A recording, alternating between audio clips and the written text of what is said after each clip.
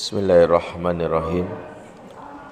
Assalamualaikum warahmatullahi wabarakatuh.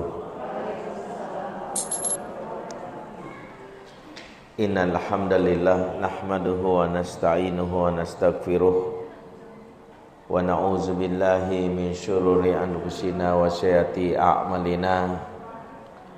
Man yahdihillahu fala mudhillalah wa man yudlil fala hadiyalah. Ashhadu an la ilaha illallah wahdahu la syarikalah wa ashhadu anna Muhammadan abduhu wa rasuluhu alladzi la nabiyya ba'dah. Rabbana atina min ladunka rahmah wa hayyi' lana min amrina rasyadah. Rabbi shrah li sadri wa yassir li amri wahlul 'uqdatam min lisani yafqahu qawli wa ba'd. Akhwatal muslimah a'azakumullah jami'an, ibu-ibu jamaah majelis taklim dari sekolah Jakarta Islamic School Kodam Kalimalang. Semoga Allah memberkahi kita semua yang hadir dan semoga kita bisa masuk surga bersama-sama semuanya. Amin ya rabbal alamin.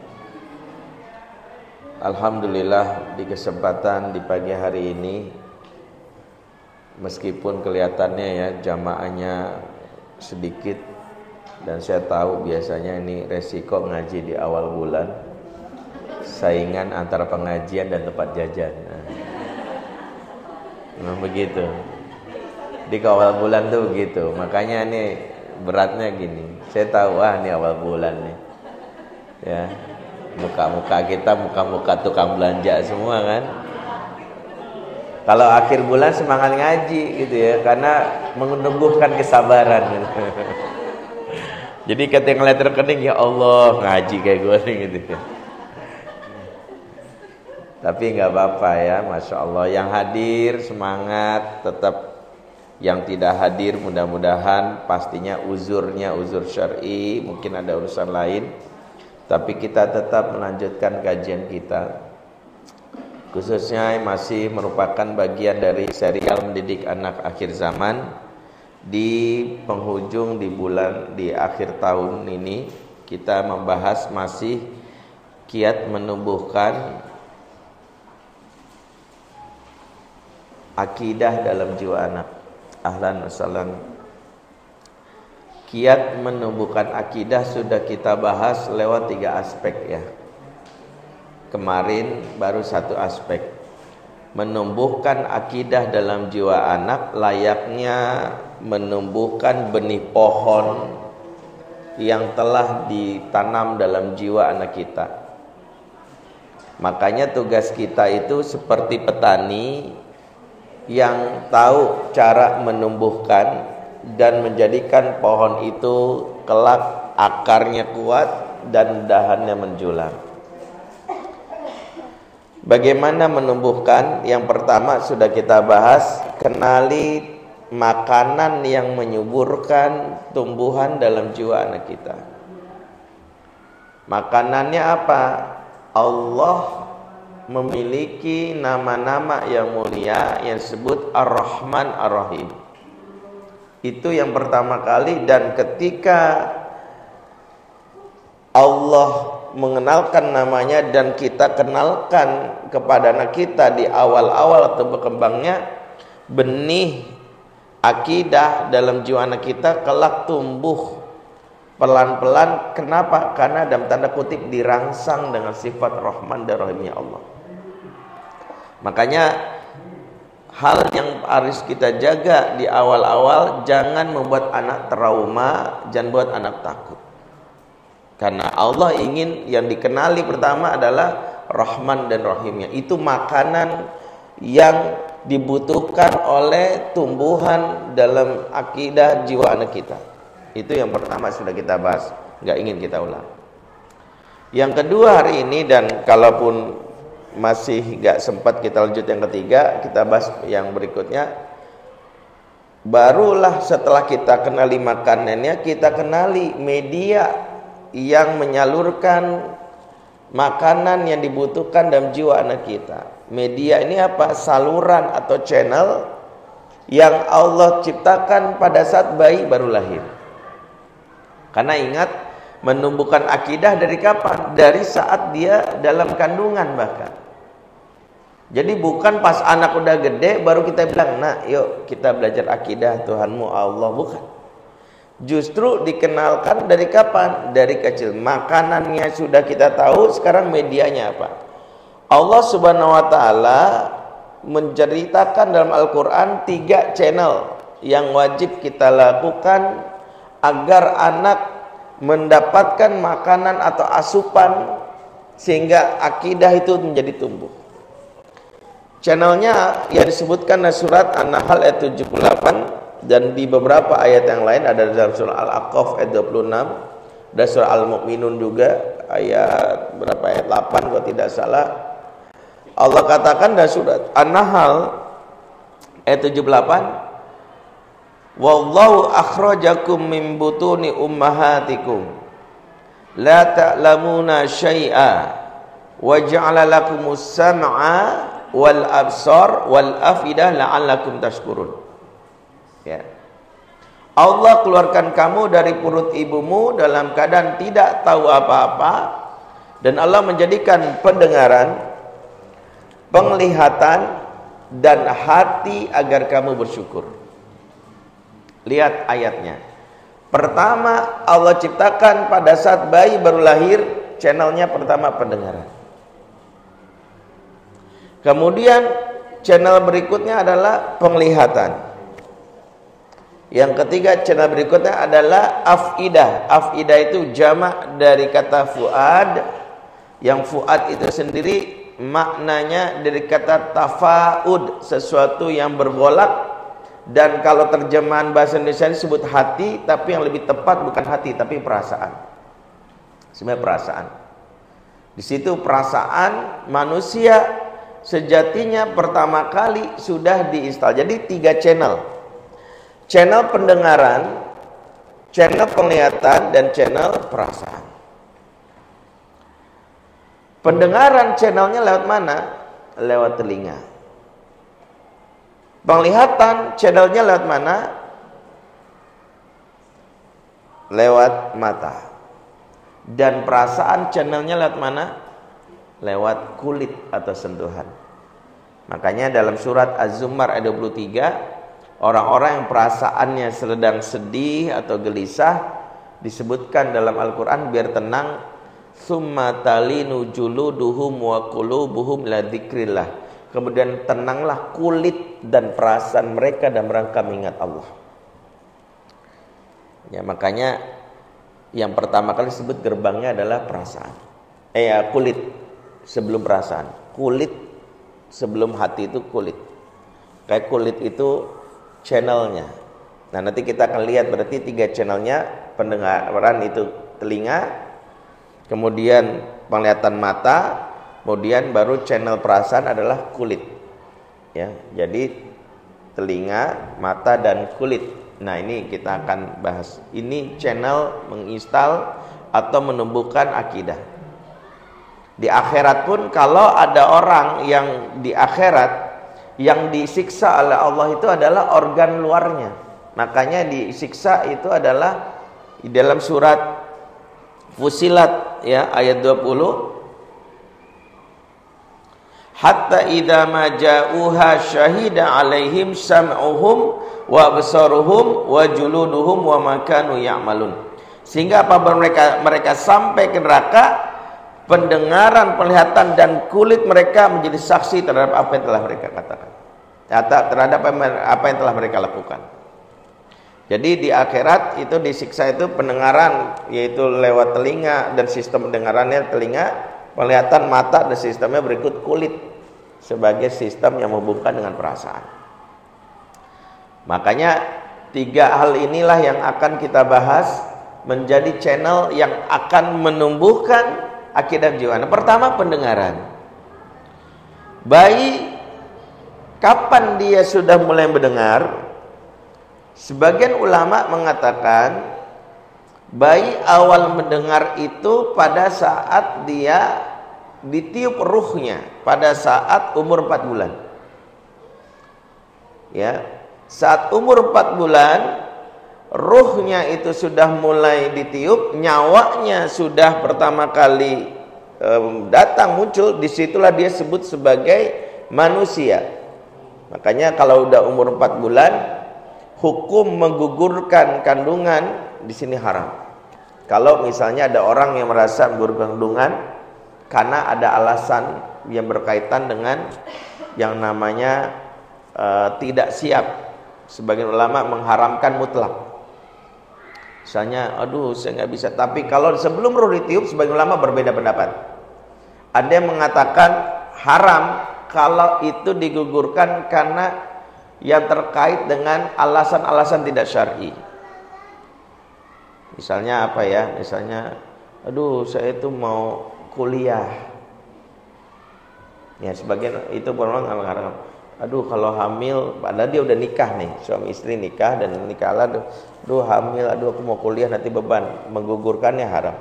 Tapi kalau alasannya karena penyakit yang membuat kalau misalnya bayi ini tetap berada dalam kandungan, maka dia akan kena mungkin, misalnya kemarin itu ada ibu-ibu yang hamil dan itu lagi wabah virus COVID. Ada dokter yang mengatakan, ibu ini khawatir bayi ibu sangat rentan kena, ibu udah kena kan COVID ya, bayi ibu kemudian kena. Kalau udah kena COVID kemungkinan mengalami gangguan di organ yang lain. Kalaupun dia lahir dalam keadaan maaf ya, kemungkinan besar cacat. Di situ ada ulama mengatakan boleh menggugurkan sebelum 4 bulan. Sebelum 4 bulan. Karena dia masih berbentuk songkok daging.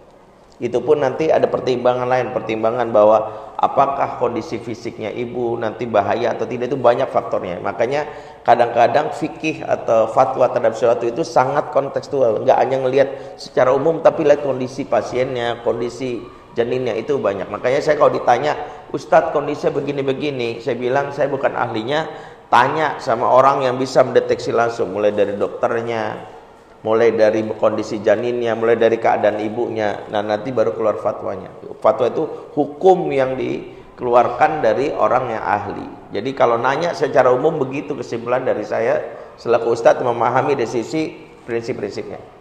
Tapi begitu. Maka ketika bayi baru lahir, baru 4 bulan ditiup ruhnya sesuai hadis Nabi, pada saat sudah 120 hari ditiup ruhnya, maka dia sudah bernyawa. Sehingga kalau sudah bernyawa, Imam Al-Ghazali mengatakan organ pertama kali aktif bernyawa itu pendengaran. Kenapa? Karena pendengaran ini nanti akan mengkoneksikan dengan otak yang juga menjadi awal dari bagaimana jantung itu merekam. Jadi jantung itu setelah diteliti punya fungsi merekam memori dan apa-apa yang diserap. Jadi jantung bukan sekedar dek dek dek tapi juga merekam.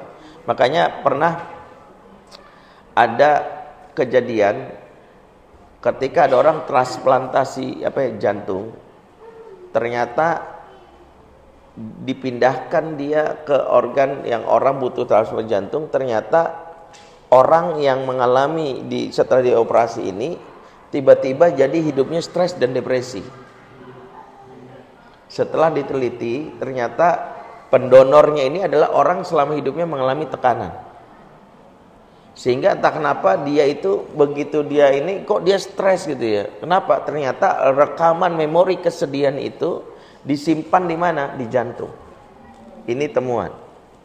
Jadi jantung itu punya fungsi merekam jejak. Jadi makanya kenapa donor jantung tuh kalau dari sisi medis diperiksa orang yang mendonor ini punya isu yang terkait dengan mental nggak? Misalnya dia nih, wah ini orangnya selama hidup ini, bahkan secara manusiawi, bahkan secara nilai ilahiyah, apa agamanya gitu. Misalnya apa keyakinannya? Kalau keyakinannya itu terkait dengan misalnya yang di luar syariat Islam, dia misalnya non muslim, kita donorkan, sangat besar peluang itu akan membentuk memori yang membentuk di dalam jiwa dia itu kok dia sangat concern terhadap nilai-nilai, tahu-tahu kok sangat perhatian terhadap nilai-nilai Kristen. Kenapa? Karena ada memori yang direkam di dalam jantungnya itu. Makanya kenapa termasuk kalau dia punya kecenderungan, maaf ya, pecandu pornografi atau dia tukang selingkuh, pendonor kepada yang selingkuh sangat besar gitu, walaupun tidak sampai 100%. Kenapa? Karena jantung merekam. Nah, untuk bisa merekam itulah sebagian ulama mengatakan butuh channel yang merekam, makanya pendengaran. Ini pendapat pertama. Berarti apa? Bayi baru lahir bayi pada saat dia pertama kali nyawanya sudah ditiup, ruhnya ditiup, dia umur 4 bulan, dia sudah dalam hal ini punya kemampuan yaitu mendengar. Kemudian sebagian ulama mengatakan bayi baru lahir itu baru bisa mendengar pada saat baru lahir. Awalnya baru lahir. Dalilnya ayat yang tadi saya bacakan surah An-Nahl 78. Wallahu akhrajakum min butuni ummahatikum. Allah keluarkan kamu dari perut ibumu, berarti baru lahiran. Wa ja'ala lakumus sam'a wal absara wal af'ida la'allakum tashkurun. Dan Allah menjadikan pendengaran, penglihatan hati agar kamu bersyukur. Jadi disebutkan Allah mengeluarkan, berarti maknanya pada saat berkeluarkan barulah muncul organ tersebut. Ini pendapat sebagian ulama mengatakan baru lahir. Tapi riset medis mengatakan pendapatnya Imam Al-Ghazali itu yang lebih tepat risetnya, karena ternyata memang bayi baru lahir sudah mulai mendengar. Itu lebih tepat. Dan itu tidak menyelisih ayat ini, karena sebenarnya ayat ini bukan menunjukkan awal, karena cuma dibilang bayi baru lahir, Allah keluarkan dari perut ibu kamu dan Allah menjadikan, menunjukkan belum tentu baru, bisa jadi diteruskan. Itu maknanya sebagian ulama, ya, supaya nggak bingung. Berarti apa? Bayi baru lahir, organ pendengaran, penglihatan dan hati. Nah, channel pendengaran inilah yang menjadi pintu bagaimana kita mengenalkan asma Allah. Maka sepanjang ibu lahiran, ibunya dalam hal ini lebih sering mendengar di luar kalimat Allah, lebih sering mendengar yang toksik bagi ruhnya, maka itu mempengaruhi anak. Makanya pertama, hal yang penting dilakukan ibu hamil, apalagi seorang muslimah, jaga pendengaranmu, karena itu yang akan didengar oleh anak. Artinya pendengaran ibu dan pendengaran bayi itu tidak terkoneksi, tapi ibu membawa bayi ibu kemanapun, menunjukkan selama ibu mendengar, bayi ibu mendengar. Saya maaf nih, ibu lagi hamil, ada yang ngidamnya nonton Coldplay, konser. Ada yang hamil misalnya, ya baik-baik, hati-hati tuh. Kenapa? Karena saat lagi hamil, bayi itu mendengar 4 bulan loh. Dia akan mendengar, maka apa yang distimulan oleh ibunya lewat lingkungan yang diperdengarkan kepada bayi itu, itulah yang akan membuat anak-anak kita nanti tumbuh. Yang pertama mendengarkan lagu-lagu, musik-musik.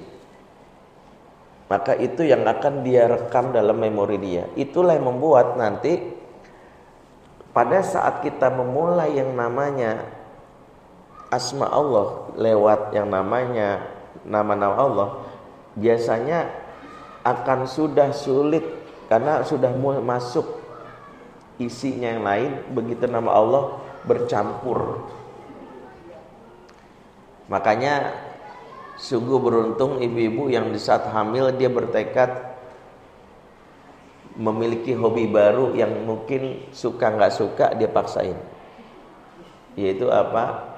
Mendengarkan Al-Quran, membaca Al-Quran.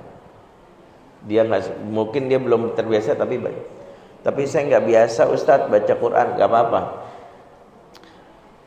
Yang penting paksain, baca doanya, Allahumma paksain ya Allah, Allahumma paksain ya Allah, paksain aja. Sama seperti kita memaksa makan sayur bagi ibu yang mungkin nggak suka sayur, karena sayur bagus buat tubuh ibu hamil, ya, karena mengandung asam folat bukan asam sulfat, ya. Saya nggak tahu ya. Nggak, saya hanya luruskan asam folat yang benar. Ya, sama asam Jawa lah. Jadi yang dibutuhkan tadi sayur-sayuran itu butuh. Nah, ada ibu yang nggak suka, saya paksain, nggak apa-apa. Nah, kalau ibu bisa memaksakan yang masuk dari sisi fisiknya, makannya saya nggak suka, Ustaz. Bahkan ibu ada yang ibu suka tapi ibu tahan-tahan demi buah hati. Makanya cinta sejati ibu itu dibuktikan saat hamil juga. Jangan egois. Makanya saya bilang ibu hamil ngidam boleh, tapi ngidam itu bukan kesenangan diri semata, tapi juga yang dibutuhkan oleh anak. Bukan sekedar keinginan tapi kebutuhan. Bukan sekedar wants tapi need. Karena kalau wants cuman pengennya sih pengen ini, tapi ternyata bahaya buat bayi kita. Aduh pengen banget makan durian gitu. Tanya dulu sama dokter, boleh nggak lagi hamil makan durian? Saya belum tahu ya. Tapi setahu saya nggak boleh. Ya. Pengen banget misalnya makan seblak level 15. Ya.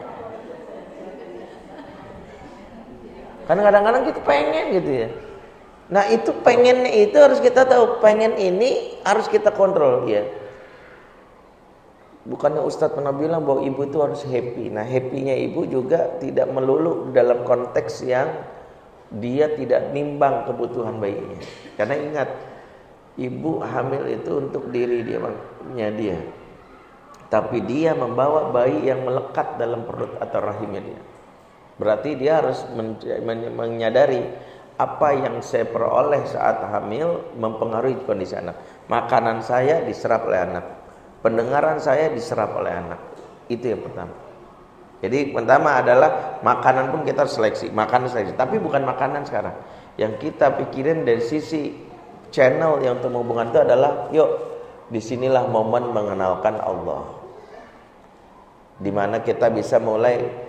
Kalaulah ibu nggak mau baca Quran, minimal ibu berzikir, karena zikir itu mudah, karena bisa lakukan kapanpun, bahkan dalam keadaan kita tidur. Kalau baca Quran kita harus duduk, sementara bisa jadi saat hamil kita berat, tapi kalau tidur kita baca. Kenapa? Zikir ini untuk memberitahu anak apa yang sejatinya disuburkan atau dirutinkan, dieksposur dalam pendengaran anak. Allah, Allah, la ilaha illallah, subhanallah, subhanallah, subhanallah, subhanallah. Dan kalau bisa ibu sedikit dalam tanda kutip zikirnya lebih tinggi lagi, alias suaranya lebih dijaharkan, karena itu supaya bayi telinganya merekam.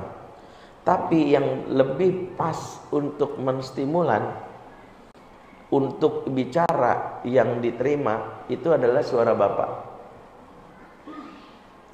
Kalau ibu, makanya ibu itu pasif aja, setel. Karena kan mungkin untuk ngomong berat.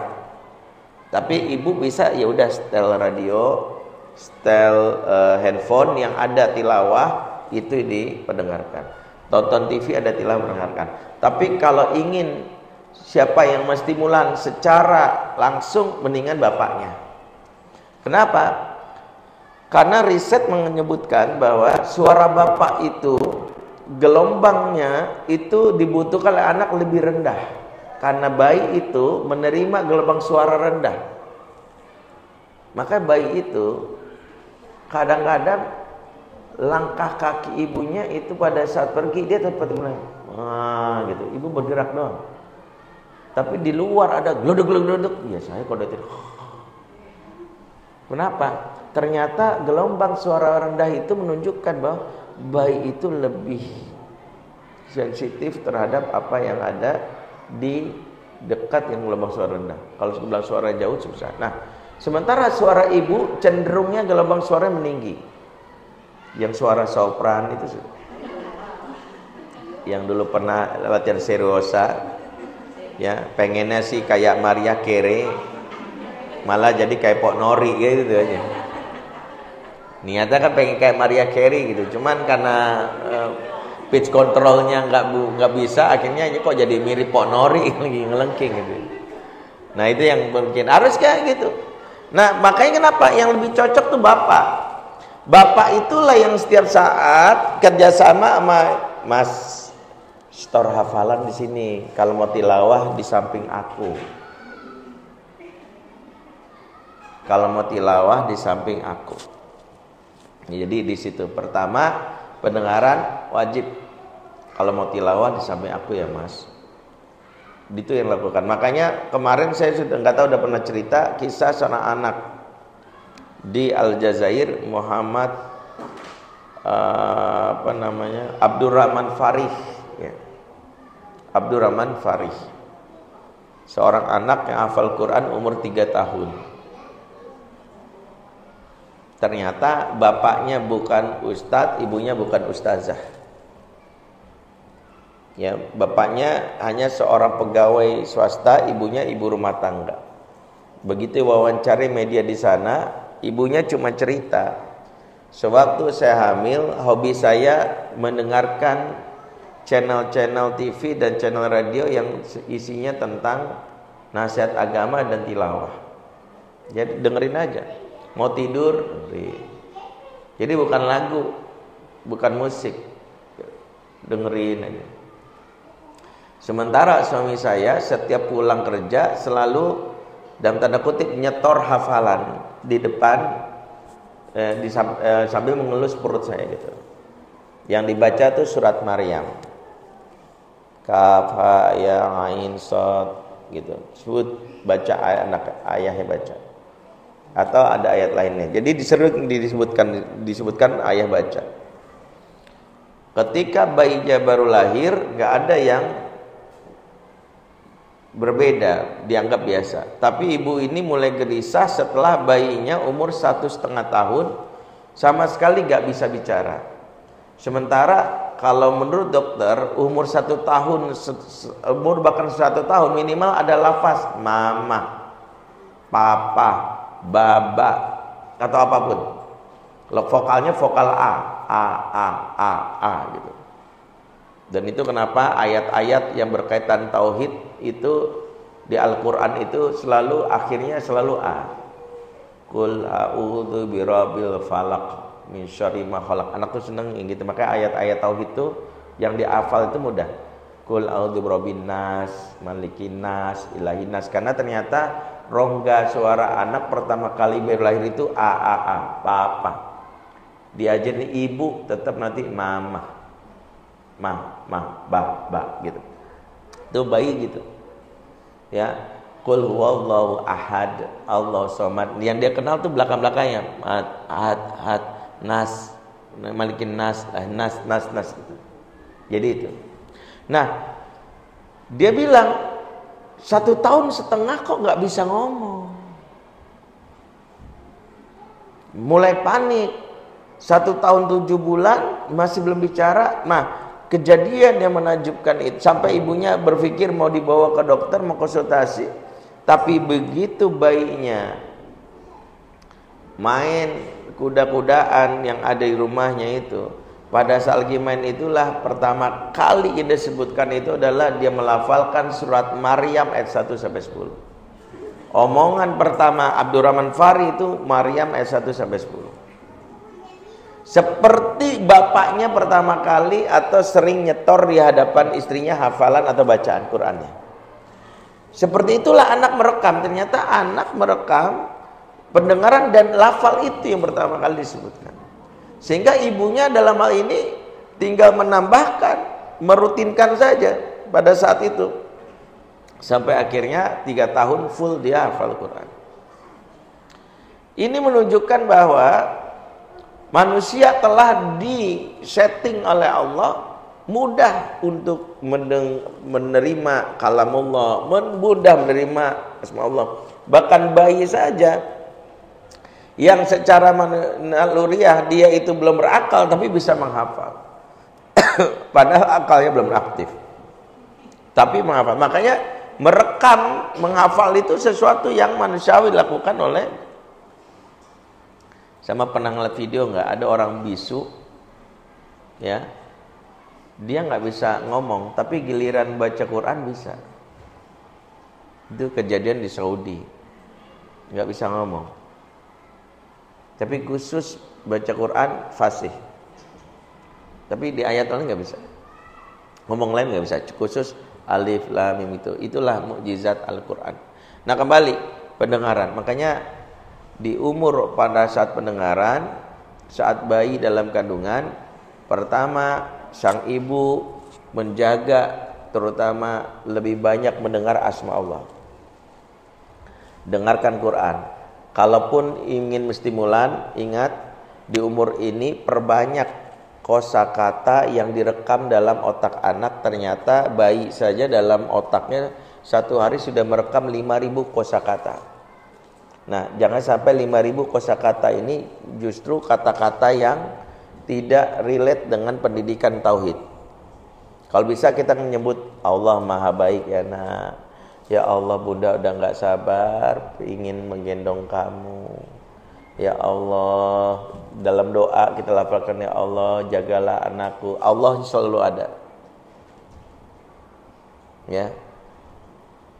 Jadi di sini ibu-ibu jaga lisannya, karena itu yang akan mempengaruhi kondisi janin. Ya, kondisi janin.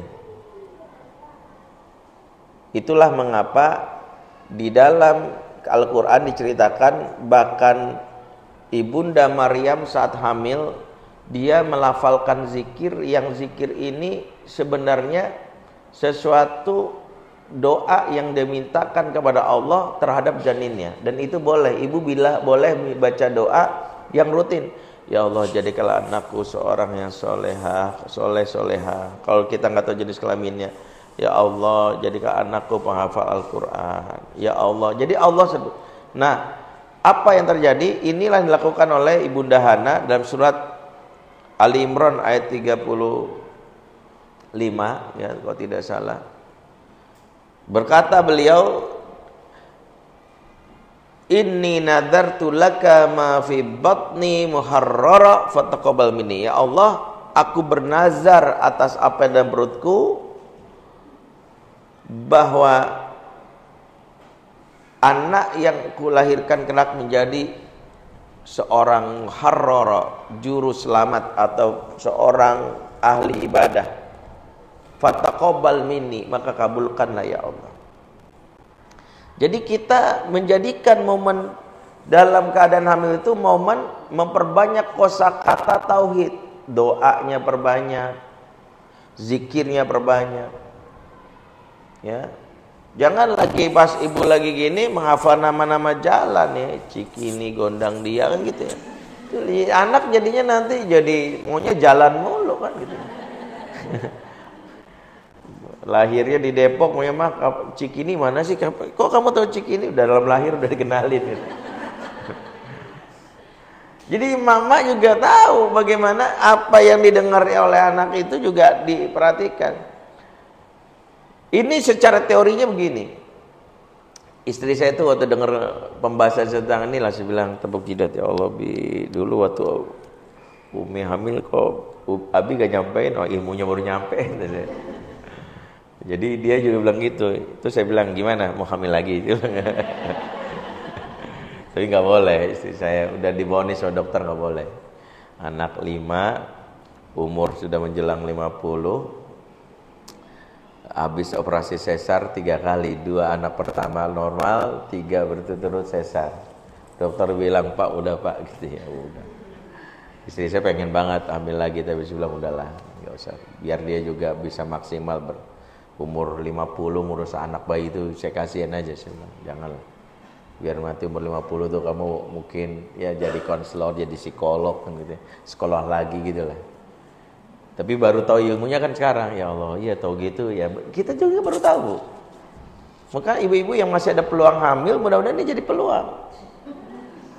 Ya. Habis ini bilang sama suami, "Mas, kayak gua ini hamil lagi dah gitu."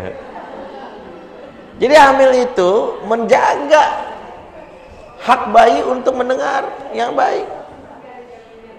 Ada lagi hamil nggak? Ada lagi hamil? Atau lagi hamil?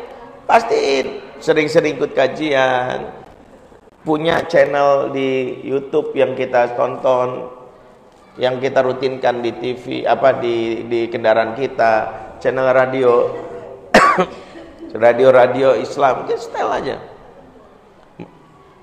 Karena itu yang pertama kali direkam oleh anak.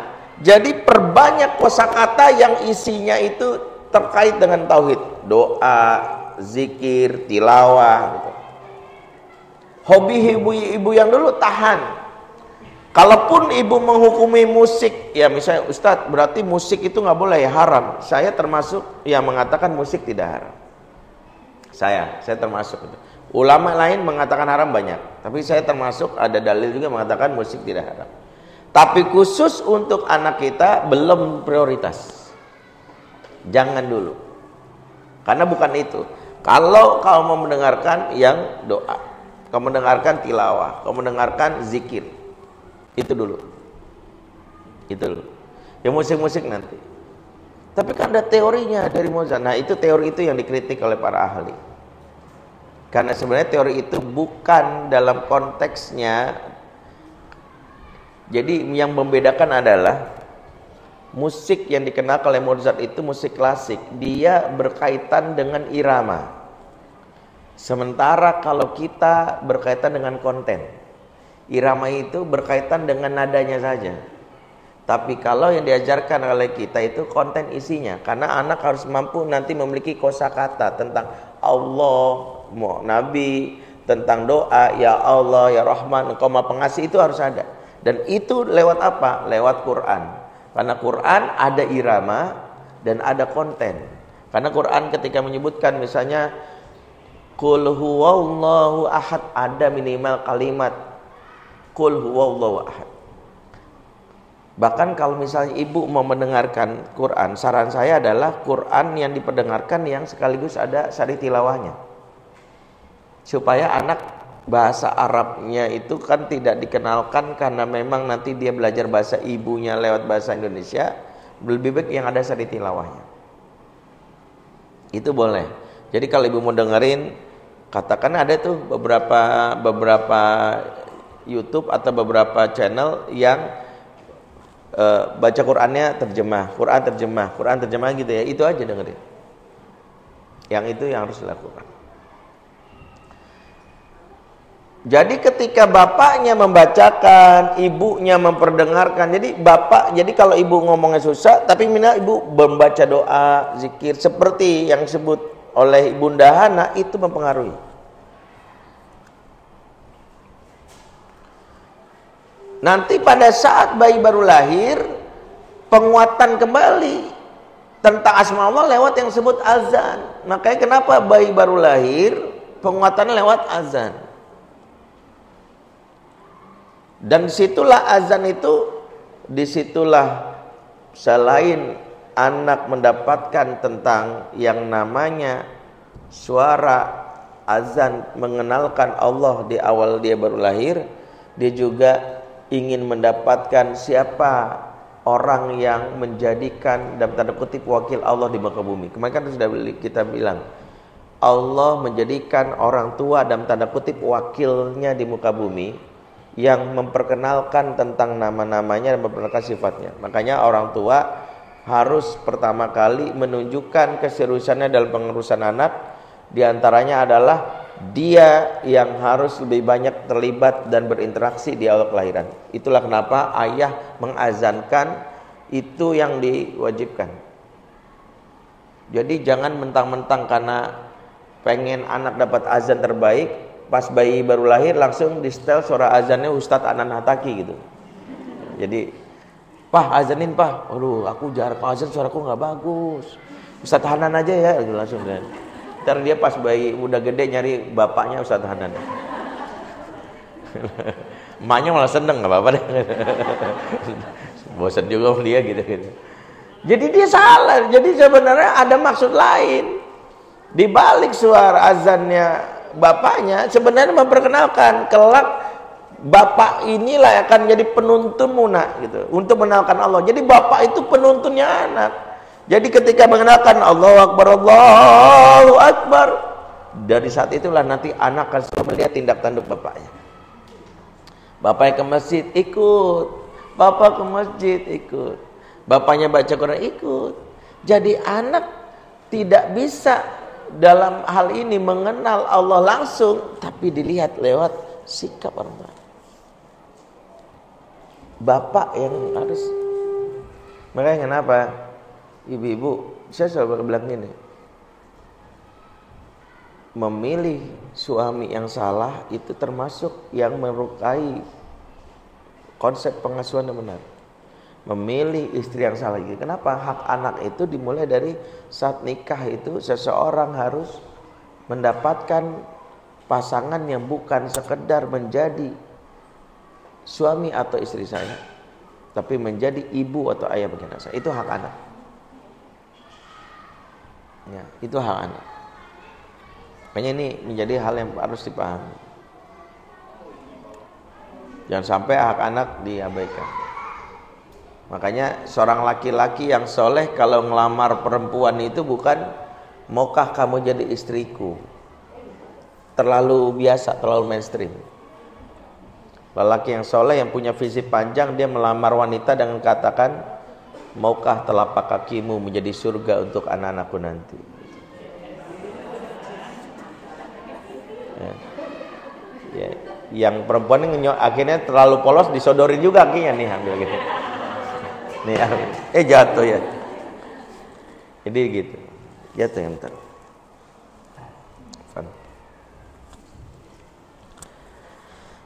Jadi memang itu menjadi pertama. Jadi pendengaran channelnya. Berarti Allah takdirkan baik-baik pendengaran, berarti hati-hati. Jadi jangan bilang gini. Dan ingat, organ pendengaran disebut pertama, organ pendengaran itu nggak bisa ditutup. Organ pendengaran itu nggak bisa hak memilih. Kalau mata itu punya hak memilih ditutup gini, bisa merem, nggak lihat, atau dia ingin nengok. Tapi ke pendengaran nggak bisa. Pendengaran itu nggak bisa. Makanya organ pendengaran itu bahkan dalam tidur pun masih aktif. Organ pendengaran itu dalam tidur masih aktif. Dia terus merekam sepanjang itu. Makanya kenapa bahkan dalam keadaan tidur pun jangan sampai dalam tanda kutip kita bertengkar dengan pasangan. Karena bayi tetap merekam. Bahkan dianjurkan sebisa mungkin adab berjima suami istri jangan sampai dekat dengan bayi. Dia mungkin gak melihat tapi dia mendengar. Makanya kalaupun dalam tanda kutip kita terpaksa berjima, kita bilang, mas jimanya silent mode ya. Silent mode itu apa? Supaya bayi ini dia tidak mendapatkan hal-hal yang vulgar yang direkam dalam alam bawah sadar dia, yang nanti stimulannya pas udah ABG. Ada anak-anak yang dia begitu mudah bergairah baru mendengar suara perempuan, karena bisa jadi dia pertama kali merekam itu saat ibu dan bapaknya berjima, dan ibu bapaknya berjima dengan suara yang begitu vulgar. Makanya saya pernah ditanya, Ustadz, gimana ya suami saya tuh selalu ngajak berhubungan pada kami ada bayi. Bagusnya gimana? Bayi di bawah 6 bulan gak bisa melihat. Dalam tanda kutip jarak pandangnya maksimal 30 cm. Jadi dia melihat adegan pun kalau dia ngeliat itu gak ngelihat. Tapi dia mendengar. Makanya ini bahasa saya yang sedikit agak vulgar. Kalau ibu bilang sama suami mau berjima, kita silent mode. Enak apa Ustaz? Ya itu urusan enak, urusan dia. Ini urusan anak, urusan hak anak. Jadi kalau ditanya silent mode, bodoh amat. Terjemahkan masing-masing, saya bilang. Gimana caranya? Jangan nanya saya, cara gimana. Itu cara masing-masing. Iya, bagus pindah kamar, itu benar. Itu yang benar. Ini kan solusinya kalau dia udah nggak punya kamar, ngontrak kan gitu ya. Yang benar-benar, itu yang benar. Pindah kamar, jangan di dekat anak. Ya itu benar, pindah kamar itu yang tepat. Jadi nggak boleh beradegan bersetubuh yang mendengar, karena itu tadi bayi mendengar, Bu. Jadi kalau ada hubungannya anak-anak yang di masa dewasanya dia mudah sekali terpapar pornografi, dan dia karena bisa jadi ada jejak dalam tanda kutip porno aksi yang dilakukan bapak ibunya. Yang itu direkam dari suara gitu. Jadi paham ya? Jadi bilang tuh yang masih punya anak, berarti dari bayi? Iya dari bayi. Ya, dari bayi. Dia apalagi dia sudah mulai aktif tuh. Jadi sudah mulai mendengar.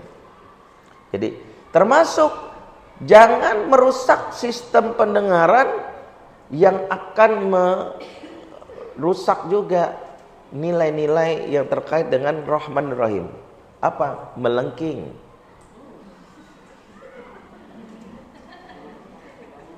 Kamu.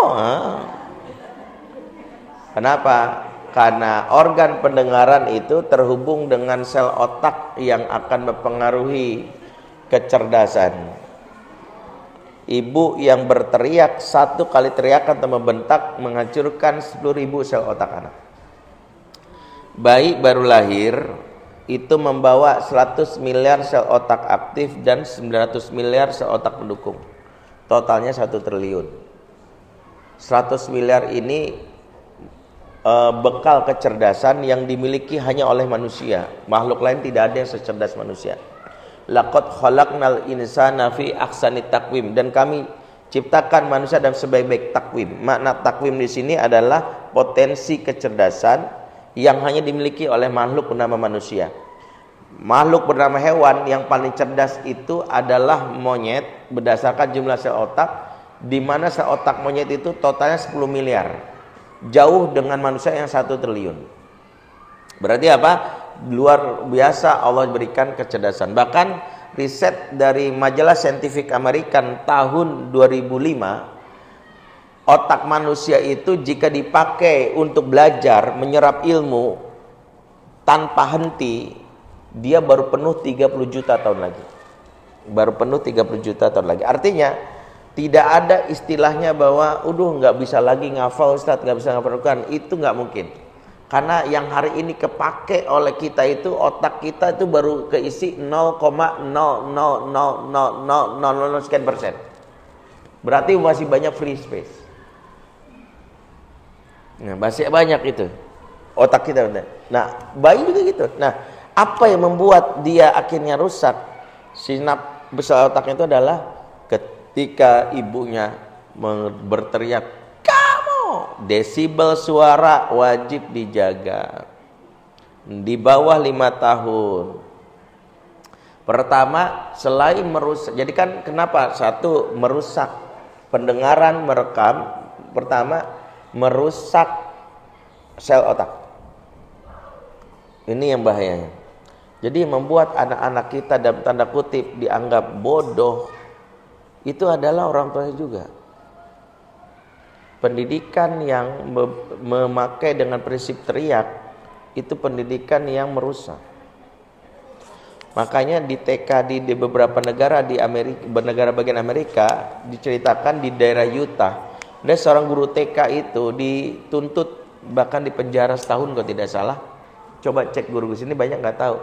Dia berteriak di depan anak PAUD itu demi motivasi, itu nggak benar. Semangat, nggak boleh. Nggak boleh. Nggak boleh, Bu. Itu melanggar hak anak. Dan kita menganggap itu, bahkan kita anggap lucu loh, kita duar. Zolim. Nggak boleh. Nggak boleh. Maksudnya apa? Tapi saya maksudnya semangatin Ustaz. Enggak begitu. Makanya kenapa anak-anak kita jangan dilatih untuk teriak-teriak. Karena itu merusak. Karena Quran sendiri mengatakan tadarru wa khufyah, bahkan seburuk-buruk suara itu seburuk suara keledai. Dalam surat Luqman 19, inna anqara aswatu sautul hamir. Sesungguhnya seburuk-buruk suara itu seburuk suara keledai. Tahu kenapa suara keledai disebut suara paling buruk? Karena keledai melengking. Anak kita jangan dilatih, makanya saya termasuk bilang, saya bisa bilang sama guru-guru pelatihan, nggak usah bilang gini, semuanya semua teriak assalamualaikum, nggak usah. Bahkan kalau ada baca doa bismillah, nggak gitu. Islam nggak ngajarkan begitu.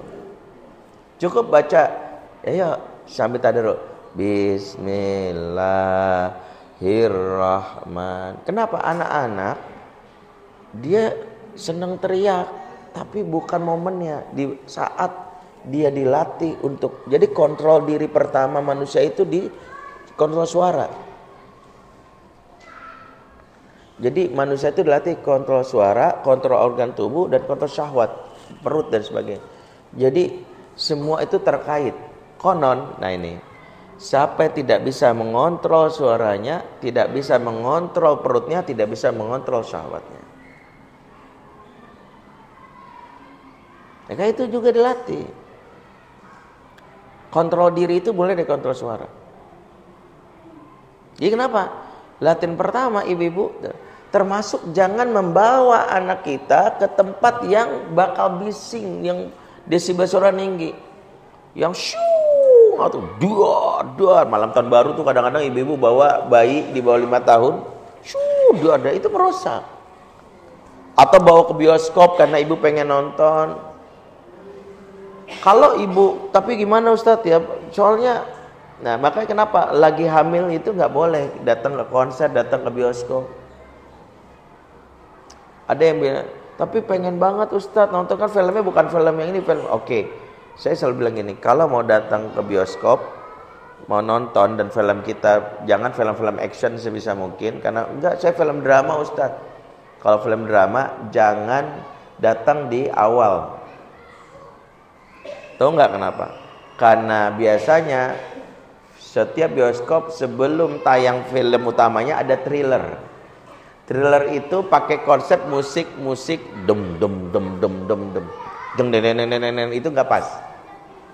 Makanya bagi ibu hamil yang pengen tetap nonton dan filmnya film yang bermutu, film misalnya kayak saya kan berapa kali tuh si Zira tuh yang punya nulis itu bilang, Ustadz ini ada tiket nonton film 172 apa hari itu. Di kemarin ngajak istri nggak sempat, dia bilang udahlah, saya termasuk anggota sufi ya, suka film ya udahlah. Ya.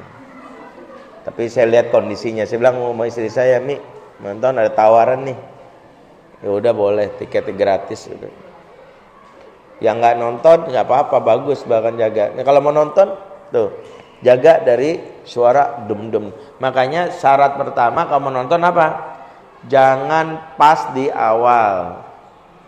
Karena tadi peluangnya kan, ibu tahu kan kalau awal duduk bioskop itu sebelum film utama tiba-tiba thriller deng itu nggak pas. Makanya mendingan pas sudah tahu-tahu udah. Yang kedua,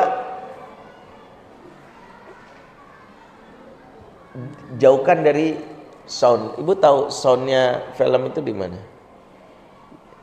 Dari kanan, kiri. Makanya jangan pinggir.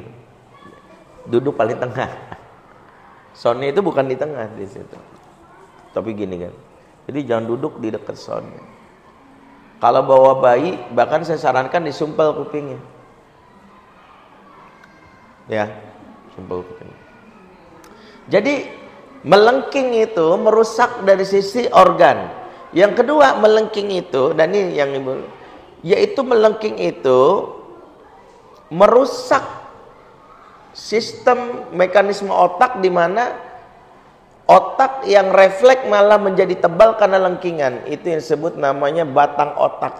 Siapa yang suka teriak menebalkan batang otak. Batang otak itu apa? Otak refleks. Duar, copot tuh. Nah, itu otak refleks.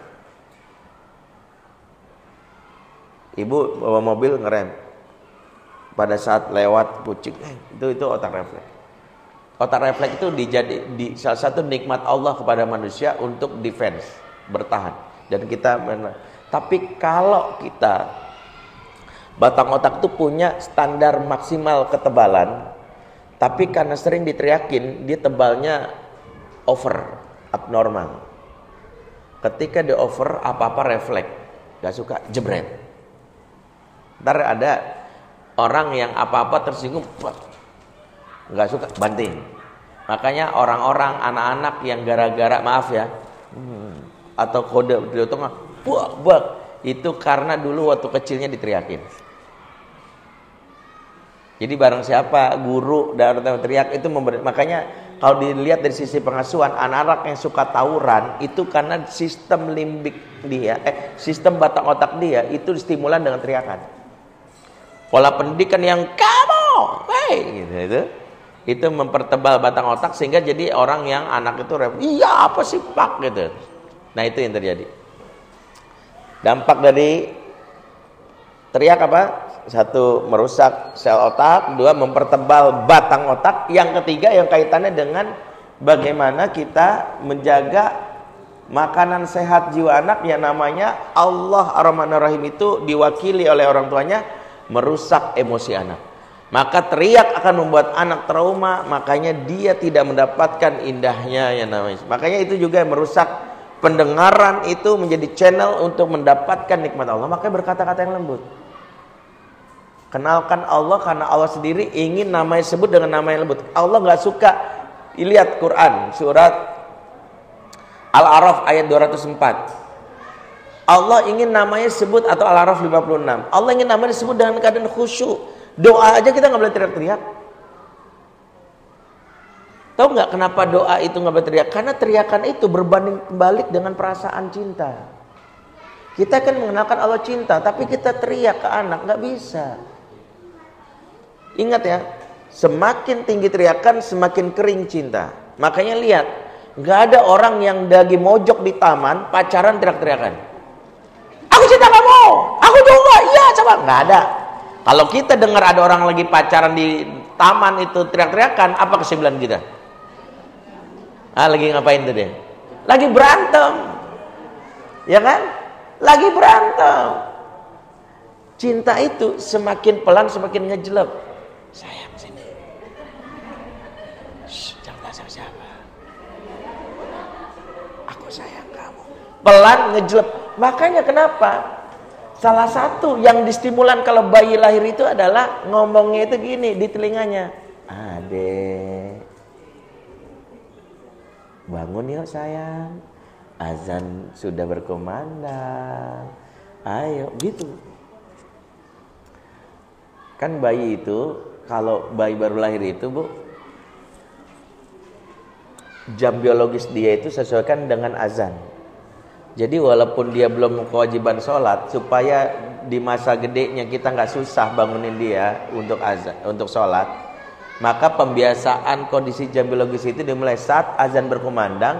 Dia harus terbangun dari tidur dalam ke tidur dangkal. Kalaupun tidur lagi nggak masalah. Contoh gini, ini tekniknya. Maka ibu-ibu yang pengen anak gampang sholat, mulai dari jam biologisnya. Jadi walaupun bayi ini dengar azan atau enggak, Allahu Akbar, baik kita gini, adek, udah azan, Allah manggil kita sembahyang dengan, nggak apa-apa, habis itu tidur lagi cukup, nggak apa-apa, nggak usah langsung, ayo nak langsung sholat berjamaah, nggak usah, langsung ke masjid kamu laki-laki, nggak gitu, bayi bu, bayi. Ibu jangan sampai hilaf nih bayi bu, gitu ya. Kamu langsung jadi imam, aduh langsung jadi. Enggak ya, bilang aja, udah segitu. Nanti azan zuhur gitu. Jadi dia nanti mekanisme tubuh dia menyesuaikan dengan jam biologis, jam sholat. Jadi itu caranya. Suara, udah jam segini aja ya.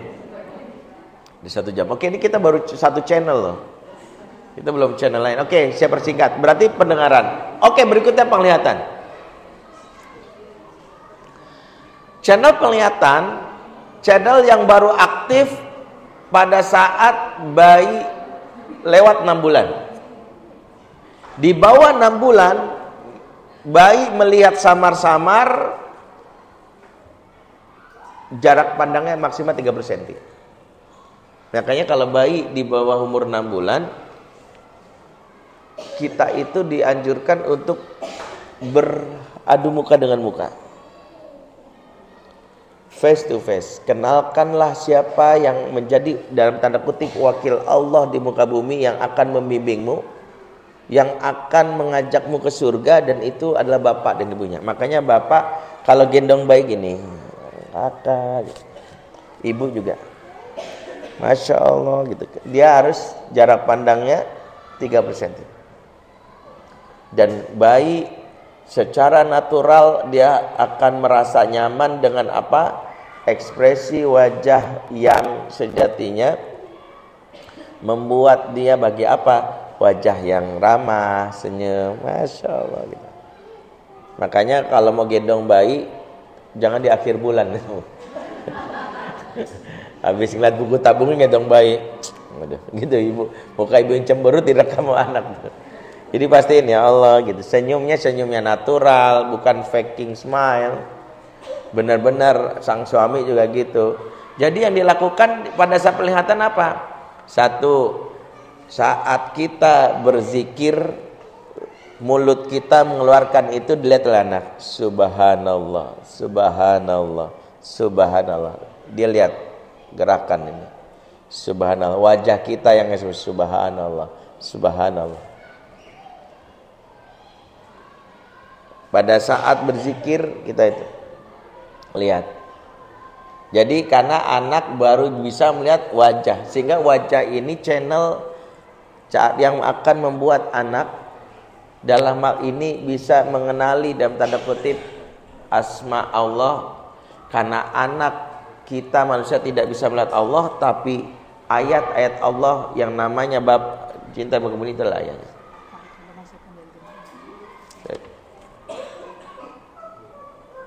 Ya. Nanti ya ibu bahas parenting usia remaja dewasa nanti bu. Karena usia remaja dewasa diperoleh dari stimulan. Jadi gini, ini kalaupun kita bahas usia remaja dewasa, pembahasannya itu 4 kali lagi setelah ini. Ya, ini kan saya berurutan. Ya, mohon bersabar. So Ustaz, mau saya bahas remaja dewasa, bersabar. Ini dulu, nanti kita mungkin ya kalau mau bersabar 4 kali. Atau kalau mau ibu buru-buru dapat ilmunya, ikut e-course Fatherman di channel mendidik anak laki-laki dan channel mendidik perempuan, pilih aja. Saya mau anak remaja laki-laki, oke, di situ ada. Nanti ibu tinggal klik yang perempuan, yang laki-laki, di situ bahas. Kesimpulannya, ini karena saya didistrak dan nggak apa-apa, bahwa mendidik anak remaja itu adalah muhasabah kita atas apa yang diperoleh di umur 0 sampai umur 15 tahun. Jadi remaja itu adalah hasil dari tanaman kita, hasil di tumbuhan kita. Kenapa anak remaja gue gini banget ya? Itu nggak ujuk-ujuk, dia adalah apa yang diperoleh dari orang tuanya di 0 sampai 15. Bahkan suami kita yang mungkin kok nyebelin banget sih, kasar, itu adalah apa yang diperoleh di umur 0 sampai 15. Suami saya itu padahal sering banget Ustadz ikut kajian, disuruh berbuat baik sama istrinya, berkata-kata yang lembut. Tapi kenapa ya Ustadz? Dia itu nggak bisa ngomong saya. Sekalinya ngomong saya Tony Rojim kamu tuh. Itu nyakitin banget Ustaz, saya disamain gitu. Perhatikan, suami yang tidak bisa berkata baik karena 0 sampai 15 tahunnya dia isi kepalanya seperti gelas ini yang lebih banyak dituangin air berwarna keruh, maka saat dituangin yang keluar yang keruh. Anak yang dari kecilnya terbiasa diteriakin akan muncul jadi suami dan ayah terbiasa diteriakin. Anak dari kecilnya terbiasa disebutkan kata-kata binatang, ya, dan pasti binatang disebut bukan dasar kepik kamu, gitu. Kupu-kupu, nah itu ya. Beruang madu kan enggak ya? Pasti yang disebut apa? Aedes aegypti enggak ada. Pasti yang disebut apa? Babi, monyet, anjing. Ah itu. Hewan yang buruk yang disebut itu yang akan dikeluarkan. Jadi kalau marah, babi, monyet, itu keluar. Makanya ini kalau bahas tentang remaja nanti akan terkait dengan apa yang nih, sabar ya. Jadi apa yang di umur kecil dulu, muhasabah dulu. Ya, muhasabah dulu. Oke. Baik. Nanti pas sesi pertanyaan aja kalau mau nanya, tapi lengkap ya. Yang berikutnya adalah penglihatan. Jadi kenapa pas penglihatan itu harus. Jadi kalau kita penglihatan, ibu gimana tadi? Subhanallah, lihat nih. Subhanallah, harus dilihat jadi gini.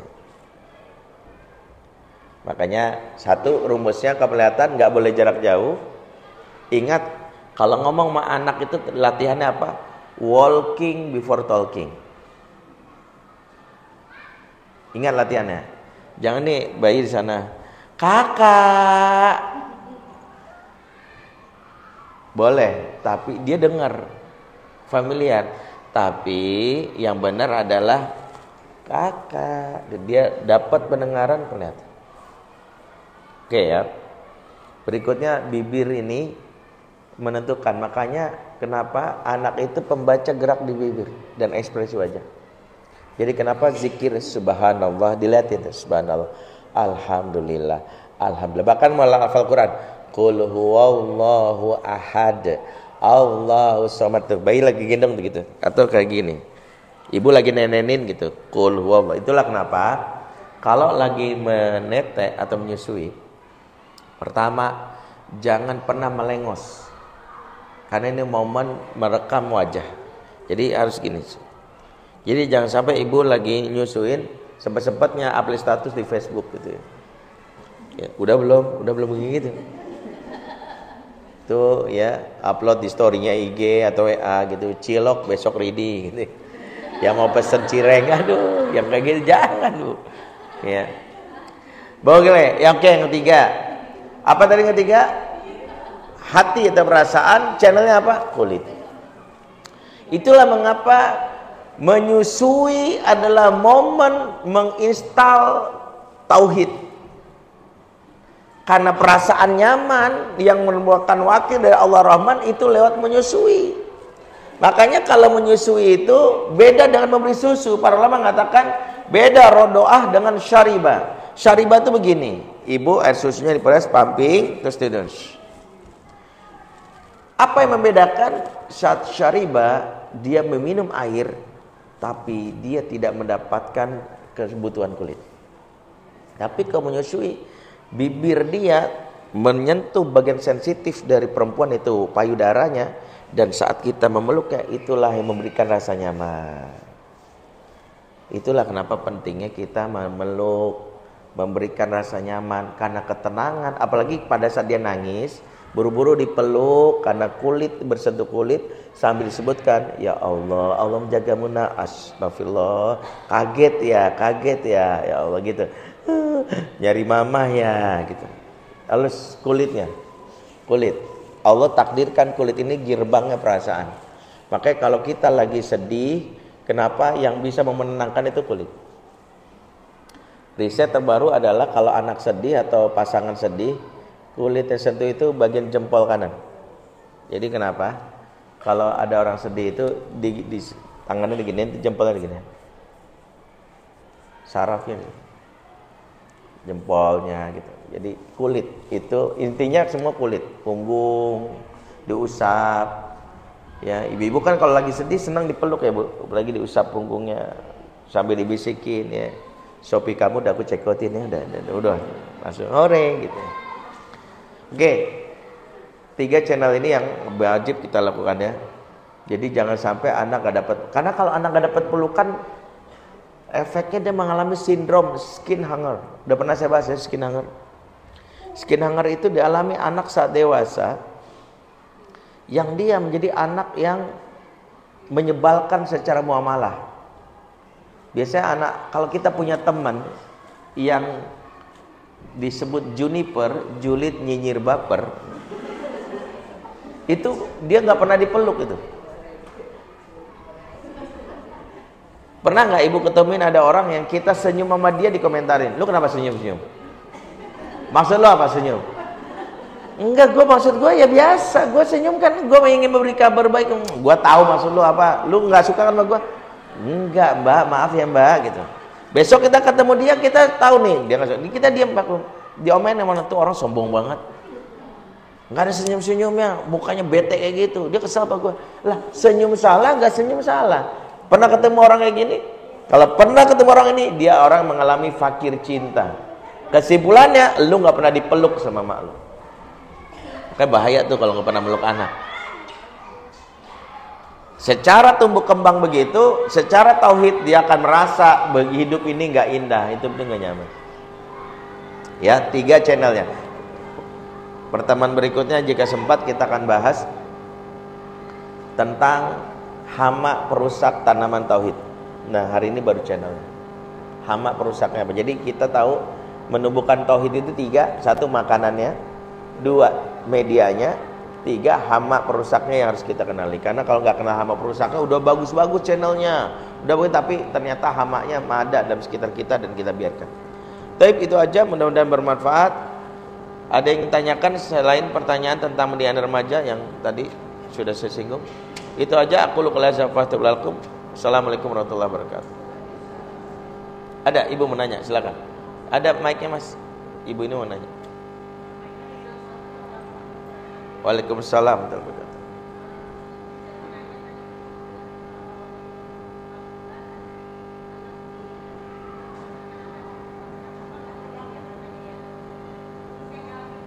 Iya, gimana Bu?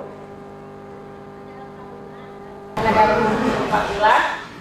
Nah, kalau digunakan tidak haram katanya ya berdasarkannya. Ini saya ngalami lagi, anak saya umur 6 bulan digunakan karena ada faktor dari kedokteran ya.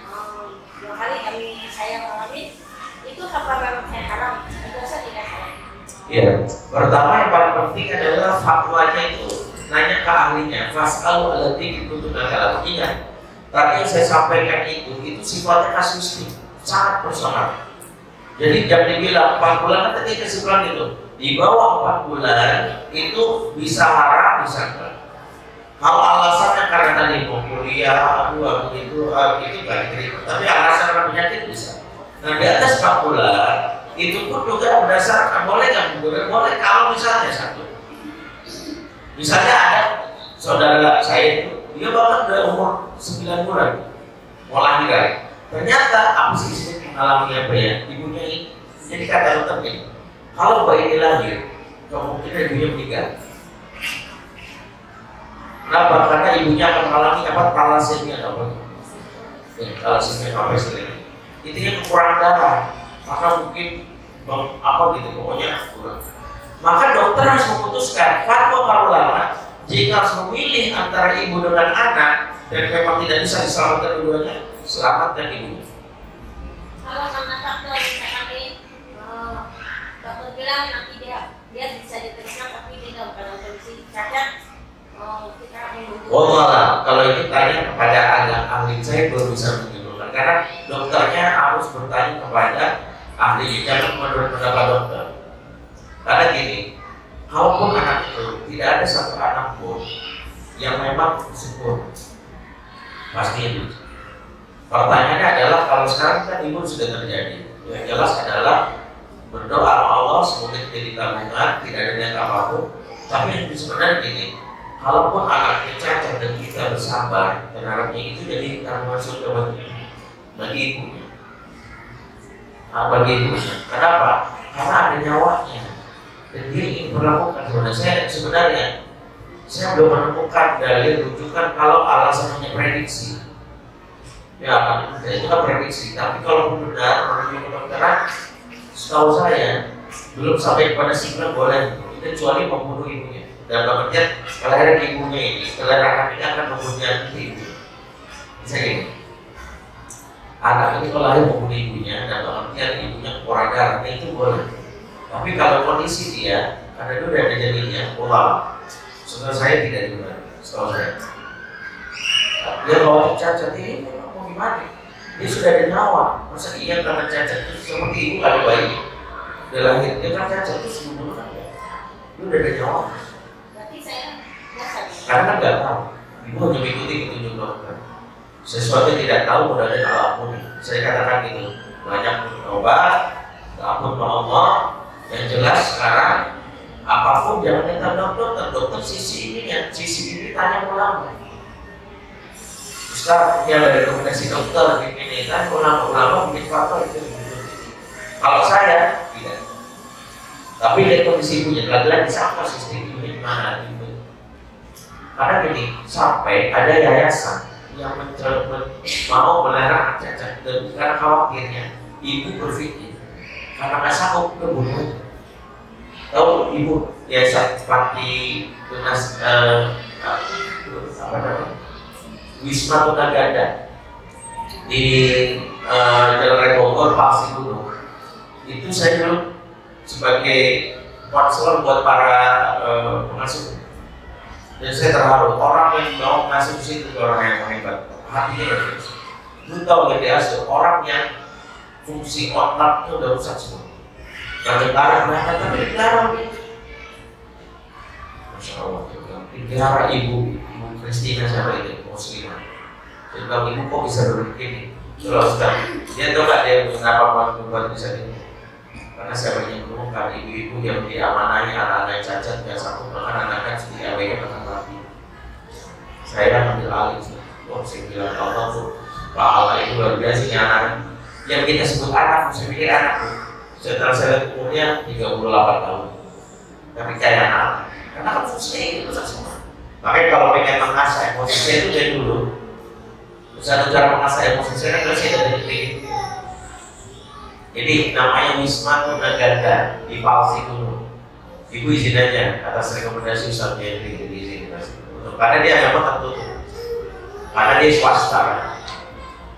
Ya, itu kita melihat anak-anak ya Allah gitu ya, rusak pendengarannya, rusak matanya, rusak organ. Jadi ada yang macam-macam. Namanya Tunaganda cuma nggak cuma satu.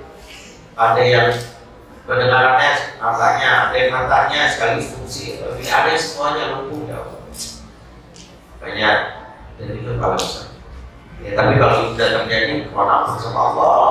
Semoga tidak, karena tidak tahu, hanya ikuti saran dokter dan baik dokter itu pun bertobat karena merekomendasikan sesuatu. Nah sejatinya, ya dokter benar. Dan itu tidak tahu dokternya. Bisa terjadi terus. Mudah-mudahan ibu tidak melakukan pekerjaannya karena diikuti. Tahu.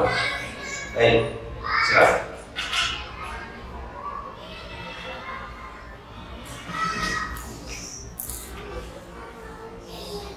Silakan ada lagi. Assalamualaikum Pak Ustaz. Waalaikumsalam. Mohon maaf sebelumnya. Tapi saya jadi kepikiran. Tadi kan dibilang kalau misalnya berjima sama suami itu nggak boleh di samping anak gitu kan. Nah sementara kan saya tinggal masih bersama dengan orang tua. Terus ya memang satu kamar gitu kan. Takutnya memang saya nggak sengaja dan aku saya baru tahu tahun ini gitu kan ya. Takutnya memang saya waktu sama suami sedang hubungan terus kedengaran sama waktu itu anak saya masih bayi gitu kan. Nah aku harus gimana gitu Pak Ustaz? Iya. Makanya doanya kalau kita dari bayi itu kan sebenarnya kita menghilangkan pengaruh syaitan itu.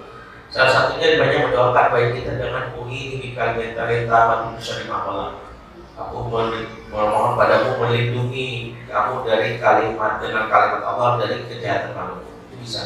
Atau memperbanyak. Jadi gini, anak-anak. Jadi kan saya bilang orang tua yang tanpa sadar misalnya melakukan hubungan jima dengan pasangan dengan dan kita bersuara dan itu direkam dan kita nggak tahu suara kita satu dalam keadaan suara erotis atau apa dan anak merekamnya, maka jejak ini bisa dihapuskan, sangat mungkin bisa. Pertama adalah memperbanyak kosakata yang baik, memperbanyak hal-hal positif sehingga hal-hal positif itu yang akan merusak, mengusir hal negatif.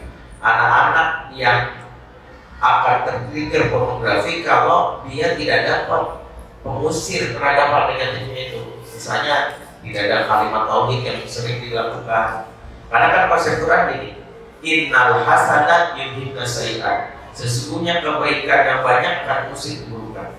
Jika dulu ada kita pernah mendengar hal-hal yang dirasa nggak sengaja, yang negatif termasuk pernah dibentak, kalimat-kalimat pada saat mukjimah yang ada di sampingnya, maka diantaranya adalah saat itu dia harus kita berikan banyakin kesibukan isi kepalanya dengan hal yang baik, menghafal Qurankah, menghafal hadisnya atau apa, supaya apa? Suaranya itu mengusir hal itu. Saya sampaikan sebagai kisah misalnya Imam Nawawi. Imam Nawawi itu ini lucu diceritakan oleh Imam Al-Ghazali di Kasyaf Al-Anubala. Imam Nawawi itu kan dari kecil sibuk dengan hafal Quran. Dia selalu duduk di halaman Quran, bismillah gitu. Setelah hafal Quran 30 juz, umur 7 tahun, beliau duduk di halaman hadis. Jadi ibunya suruh duduk halaman hadis. Sudah hafal Quran hadis. Setelah hafal Quran hafal hadis, maaf, dia di umur 9 tahun, 19 tahun hafal kitab. Jadi kitab zaman itu dulu dihafal, bukan kayak kita dibaca doang, ini dihafal. Tujuannya apa? Karena kalau kitab dirusak, karena kitab zaman dulu belum ada digital dan jadi bahan yang maaf ya gampang dimakan rakyat. Sayang kalau ilmunya itu rusak, makanya dihafal dulu baru dipahami. Nah orang-orang zaman dulu itu penghafal kitab, bukan hafal Quran, penghafal kitab buku. Jadi tahu di pojok kanan pojok kiri. Jadi kalau kita sekarang tajuk pemusatan hidayat, orang dulu lebih dahsyat lagi karena tahu kitabnya gitu. Nah pas banget dia umur 19 tahun dia ngafal kitab mengatakan At-Tawih itu kita fikih klasik. Kita mengajarkan itu Syekh Ar-Razi namanya. Nah pada saat dia membaca kitab itu menarik, dia baca keterangan tentang bab mandi junub, sangat vulgar sebenarnya pembahasan dari ulama ini, dan dia membaca ini yajibul ghusla min ilahil hasyafah fil farji. Wajib seseorang mandi jika masuk hasyafah di atas farji. Paham nggak maksudnya? Walaupun paham nggak artinya? Wajib seseorang mandi jika masuk hasyafah di dalam farji. Paham maksudnya? Artinya mandi junub. Imam Nawawi waktu membaca keterangan ini nggak ngerti. Ini mandi maksudnya apa ya? Bila hasyafah fil farji itu maksudnya apa? Padahal orang Arab. Maka dia berijtihad. Apa ijtihadnya? Wajib seorang mandi jika di pagi hari perutnya berbunyi. Jadi kalau dia bangun tidur perutnya bunyi, kriuk-kriuk, mandi junub. Besok pagi dia perutnya bunyi, mandi junub. Sampai segini, sampai kawannya nanya, kamu kenapa mandi terus-terusan? Karena di sebagian bangsa orang, bagian bangsa Arab, jomblo mandi pagi itu aneh. Mandi pagi jomblo itu aneh gitu, aneh tapi ini ya dingin mandi, kecuali kalau yang udah nikah kan karena alasan junub wajib kan. Dia bilang, saya membaca kitab bunyinya saya baca kitab, mana bunyi kitabnya dibaca yajibul ghusla ila dirafas asyafal farji. Kata temannya gini, alam takrif asyafal farji, emang kamu gak tahu apa itu asyafal dan farji? Enggak. Kata teman, asyafal itu punya alias kemaluan laki-laki, dan farji adalah punya si unsa dan perempuan. Maksud dari kalimat itu pertemuan persetubuhan yang dilakukan suami istri. Dia langsung tertawa. Oh, bayar umurnya berapa? 19 tahun. Itu umur mahasiswa tingkat berapa? Semester 1, semester 2 lah. Semester tingkat 2 lah. Mahasiswa umur 19 tahun atau masih tingkat 2 nggak ngerti urusan reproduksi seperti mana, bukan karena bodoh, tapi karena isi kepalanya lebih sering mendengar yang baik kayak gitu lebih. Makanya IPR itu adalah memastikan setelah anak remaja itu dia dengerin baik-baik. Makanya pemilihan circle itu menentukan, karena circle itu membawa kosakata, omongan itu penting. Jadi itu aja belum. Jadi istighfar kalau nggak tahu. Yang kedua, gimana caranya nih anak punya lingkungan yang baik sehingga tidak tertrigger atau sama apa yang ibu. Pendidikan seksualitasnya dijaga dari sisi. Wallahu a'lam. Tapi ada lagi terakhir kalau ada sudah 10:30 kalau ada dulu. Gak ada ya. Baik, karena nggak ada kita lanjutkan dan waktu tahun depan. Tentu nggak tahu jadwalnya masih ada apa lagi gitu. Masih ada ya. Karena setahu saya tahun depan itu full ya, nggak tahu. Setahu saya berapa tahunnya itu waktu. Karena ya sudah bilang kayaknya, ya berarti Januari kali ini masih kayaknya. Saya maafin ya, karena saya benar-benar ngatur jadwalnya ya. Jadi nomor saya pas kayaknya dari dulu deh gitu masuk sampai. Karena saya tuh sampai Februari sampai Juli kayaknya benar-benar agak susah. Ya, saya banyak jadwal keluar, udah mulai terbang sana paling umroh, haji, terus jadwal ke Korea, Jepang. Nah, makanya saya bilang anaknya lah, kalau misalnya mungkin Januari masih bisa ya. Baik, dan tutup dan kawan majelis. Subhanallah wa bihamdihi, asyhadu an la ilaha illa anta, astaghfiruka wa atubu ilaik. Assalamualaikum warahmatullahi wabarakatuh.